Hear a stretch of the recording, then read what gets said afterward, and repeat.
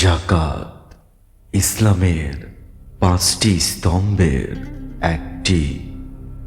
আমরা জানি জাকাত দিলে সম্পদ পবিত্র হয়, কিন্তু আপনি কি জানেন এই জাকাতই আপনার জন্য অভিশপ্ত হয়ে দাঁড়াতে পারে?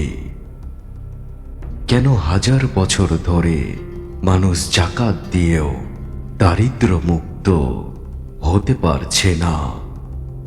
আজ আমরা শরীয়তের আইন আর মারিফতের গভীর তত্ত্বে খুঁজে দেখব জাকাতের সেই প্রকৃত সত্য, যা হয়তো আপনি আগে কখনো শোনেননি।